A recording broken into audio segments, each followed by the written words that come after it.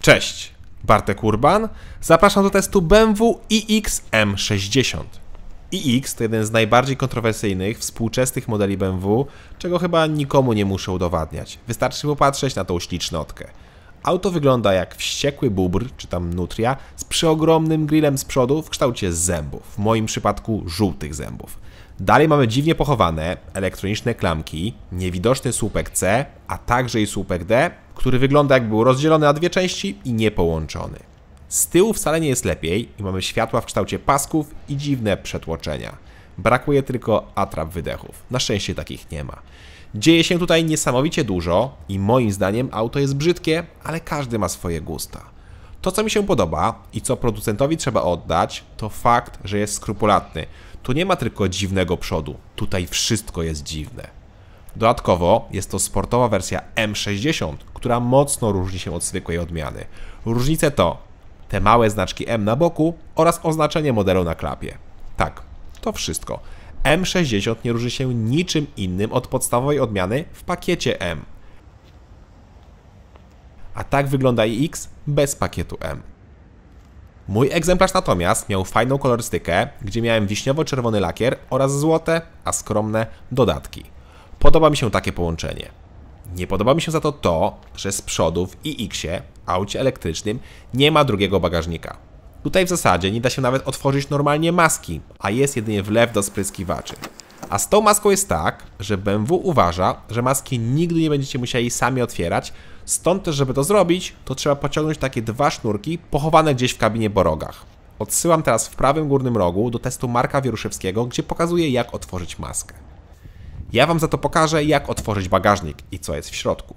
Kufer jest otwierany oczywiście elektrycznie i jak widzicie, otwiera się razem z lampami, a pod spodem mamy dodatkowe światła ostrzegawcze. Takie rozwiązanie było kiedyś na przykład w Oplu Insigni. Warto też zwrócić uwagę na włókno węglowe, które widać wkoło lamp, a także to widać, jak otworzymy drzwi. Ma to za zadanie wzmocnić oraz odelżyć konstrukcję, ale o małej wadze auta będzie nieco później. Bagażnik ma równe 500 litrów i bardzo równe kształty. Dodatkowo mamy pod podłogą schowek, idealny na apteczkę, zestaw naprawczy oraz na kable. Dalej jak podniesiemy podłogę, też jeszcze mamy niewielki schowek. Poza tym mamy gniazdo pod zapalniczkę, haczyki, a także i opcjonalny hak holowniczy, który jest rozkładany, a także i składany elektrycznie. Tylne oparcie też możemy złożyć z poziomu bagażnika, a także i wyjąć górną deskę, która nie jest przymocowana do klapy.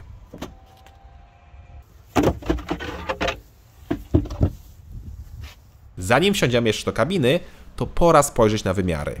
iX ma 4953 mm długości, 1967 mm szerokości oraz 1696 wysokości. Rozstaw osi to 3 metry, czyli 3000 mm. Teraz też na ekranie widzicie porównanie z BMW X5 oraz X7 i jak widać iX jest wymiarami zbliżona do X5.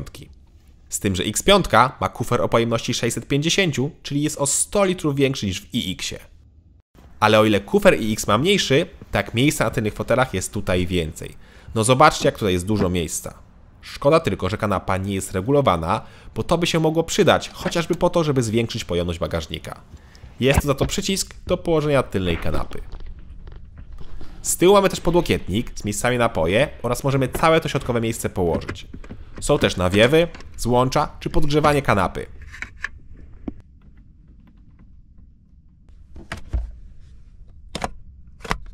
Chociaż na mnie największe wrażenie zrobiło to wykończenie, gdzie skóra pięknie przechodzi na bok. Wygląda to świetnie.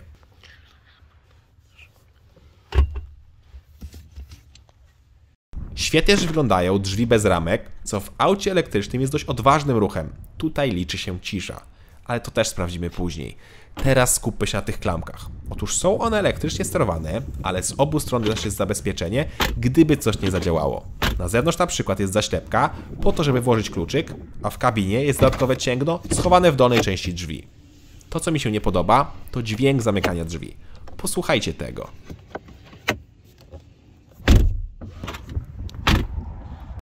No strasznie kłapią, jak w jakimś tarpanie. Drzwi co prawda mogą mieć dociągnięcia elektroniczne, ale no takiego dźwięku zamykania nie powinno tutaj być. Wsiądźmy więc do przodu. Tutaj witają nas przepastne fotele, które są super wygodne i mają dość przeciętne trzymanie boczne.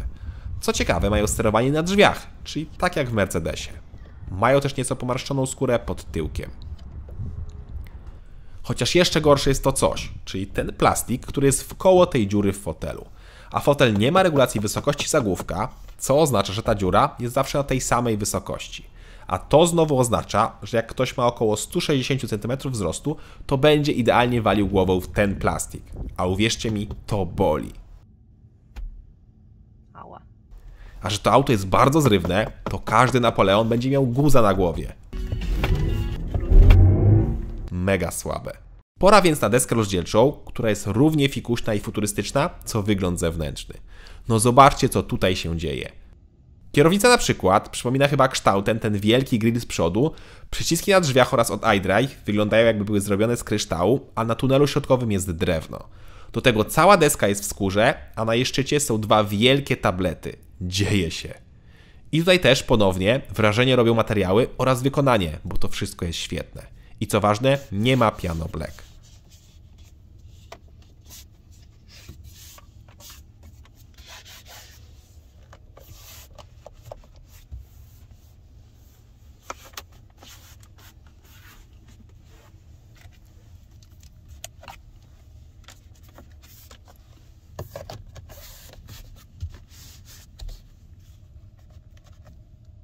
Sam system multimedialny działa w miarę sprawnie, tylko już niestety nie jest tak intuicyjny jak poprzednie jego wersje. Część opcji jest mocno pochowana, a temperaturę trzeba klikać na ekranie.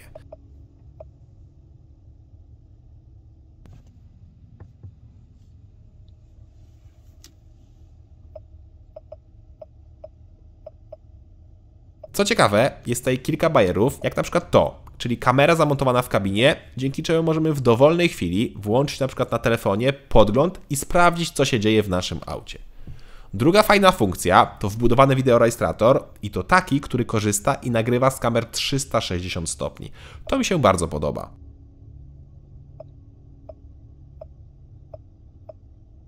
Tylko w związku z tym bajerem kamera nie może być z tyłu chowana, a to oznacza, że się mocno brudzi.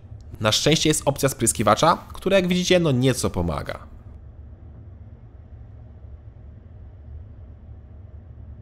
Klasycznie w nowych BMW nie podobają mi się cyfrowe zegary, ale akurat do tak futurystycznego auta pasują. Chociaż tutaj poza motywami jest coś lepszego, bo tu są style auta. I te style, raz, że niosą ze sobą inne motywy kolorystyczne, 2, że mają inny wygląd zegarów, 3, że mają wpływ na ustawienia auta typu reakcja na gaz czy zawieszenie, a 4, że wpływają na dźwięki. Tak, dźwięki, które skomponował Hans Zimmer, czyli znany niemiecki kompozytor muzyki filmowej. Zapraszam więc na koncert.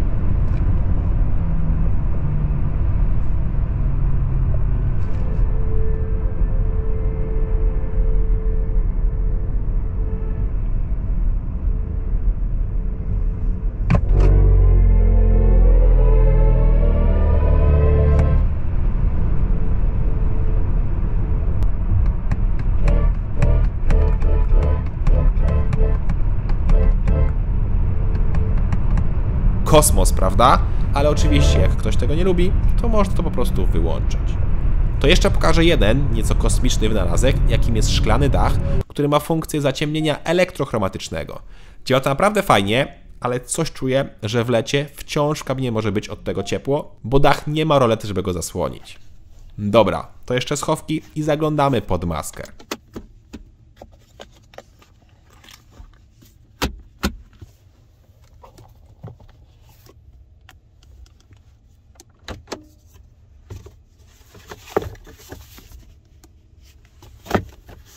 To znaczy, porozmawiamy o silnikach, bo tak jak mówiłem, otwarcie maski wcale nie jest takie proste. BMW iX występuje w trzech wersjach silnikowych: 40, 50 oraz testowane 60. 40 ma 326, 50 ma 523, a 60 aż 619 koni. 619 koni oraz aż 1015 Nm. Z tym, że jest to 10-sekundowy wzrost mocy, bo normalnie mamy 544 konie. Czyli wciąż dużo, ale trzeba o tym pamiętać. Do tego każdy iX ma napęd na 4 koła, a to oznacza fenomenalny start z miejsca. M60 katalogowo robi 3,8 sekundy i pora to sprawdzić.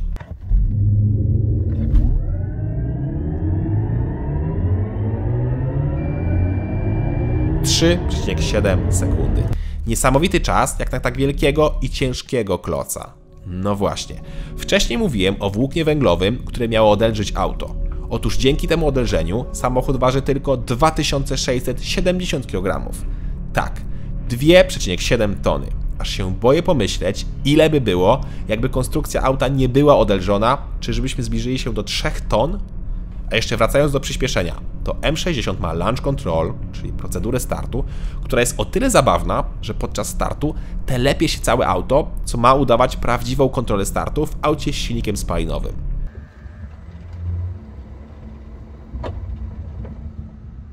Kolejna kwestia to startowałem w zwykłym trybie, bez procedury startu i wtedy czas to 4,4 sekundy, czyli również bardzo szybko.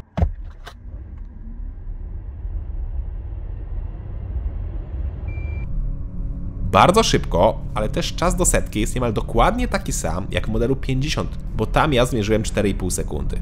Czyżby M60 miało boosta z miejsca, ale tylko z procedury startu? Bo to by się zgadzało, bo dzięki doładowaniu 10 sekund powinien mieć 619 koni, a bez doładowania jest 544. A znowu odmiana 50 ma 523 konie, z tym, że 60 jest też nieco cięższa, więc wszystko się zgadza. Niestety, model iX nie pozwala wyłączyć kontroli trakcji, bo coś czuję, że wtedy czas z miejsca mógł być jeszcze nieco lepszy. Ale reakcja na gaz, zwłaszcza w trybie sport, jest super brutalna. Poważnie, chyba nigdy nie jeździłem autem z tak brutalnym przyspieszeniem jak w iX M60 i ma prędkość maksymalną na poziomie 250 km/h.